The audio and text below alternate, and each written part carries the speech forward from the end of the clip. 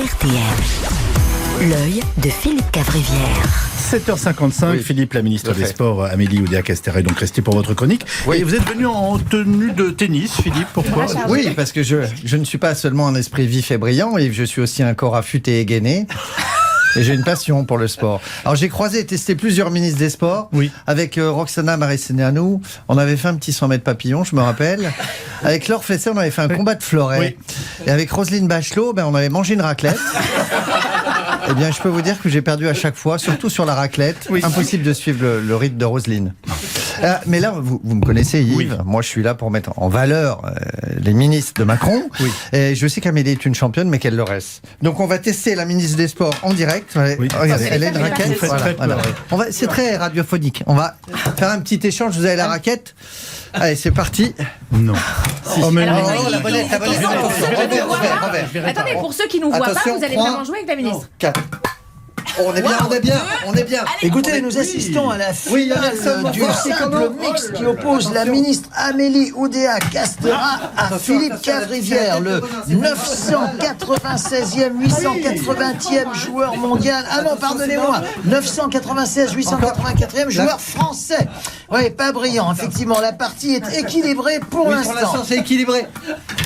Je crois que le Français vient de se blesser. Il semblerait que ce soit le quadriceps gauche. Oui, c'est le quadriceps. Qui est la vanne à plusieurs reprises. Je vous laisse, j'en ai trop vu. Et tu sais, pathétique, ça m'a dégoûté du C'est le quadriceps. Félicitations quand même à la ministre pour sa victoire. À vous, Yves et Amandine. Écoutez, Philippe est blessé. Oui, c'est le quadri. Il va continuer sa chronique. Oui. Vous aimez le sport, vous ? Oui, on aime tous le sport ici, Yves, mais c'est vraiment un poste de rêve, le poste de ministre des Sports, parce qu'on est quand même payé pour lire l'équipe. Oui. Et donc c'est le rêve ultime de tous les chômeurs, quand même, de faire ministre des Sports. Bon, il y a d'autres activités que de lire l'équipe.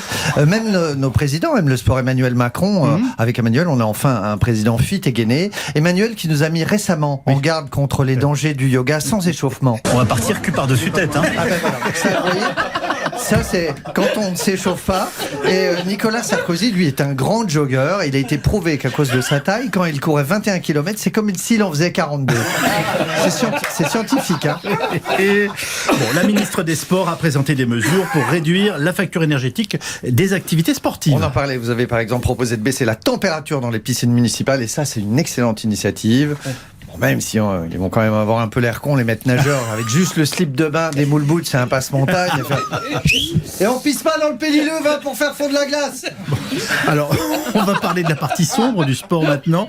De nouveaux témoignages mettent en cause le comportement de Noël Le Graët, le président de la Fédération française de football. Oui, on découvre que Noël Le Graët est un peu le Harvey Weinstein du ballon rond, le PPDA de la FFF, le Damien Abad en chaussures à crampons, le pépère du football. Cela dit, quand t'as 80 piges comme Noël et quand t'es beau gosse, tu le sais. Bah oui, tu le sais que tu fais chavirer toutes les jeunes femmes trentenaires de la FFF. Bah oui. Amandine, quand tu dis Noël Le Graët ou du jardin, elle a les yeux qui pétillent. C'est normal. Alors il n'y a pas que des témoignages, il y a aussi des enregistrements de conversations téléphoniques de Noël. Tout d'un coup, je me suis souvenu que je m'appelais Noël, et alors là, c'est sorti tout seul, bim, les boules de Noël. En plus, je crois que je devais mon bazar en même temps. C'est OSS me fera toujours dire rire en embrasse Jean du Jardin. Oui. On va parler de ce départ qui fait trembler la France entière. Oui, c'est l'actu, c'est l'info de l'éventuel départ du meilleur de sa discipline, un mercato prématuré qui fait les gros titres de la presse. Oui. Et cette question, Philippe Cavrivière va-t-il quitter RTL ?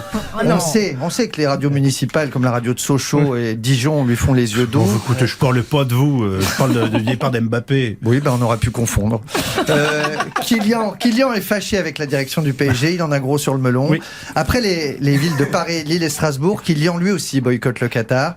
D'après mes infos, Kylian aurait fait une crise de jalousie quand il a vu le salaire des opérateurs de raffinerie de chez Total.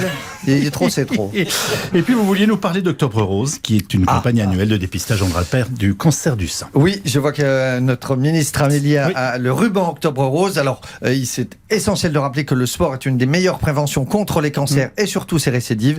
Et j'aimerais saluer le formidable travail de Noël Le Graët qui a tenté des dépistages sauvages du cancer du sein dans les couloirs de la FFF. Et Noël dépistait aussi le cancer de la fesse droite et de la cuisse gauche. Alors, J'aimerais embrasser une cancer fighteuse, Cécile, que je suis sur Instagram, qui est drôle en plus, et son gang des crânes rasés, toutes ces femmes qui se battent avec humour contre le cancer. Suivez-la sur Insta, _singulière SEIN. Voilà, elles sont drôles en plus. C'est des combattantes, c'est des sportives, on les aime.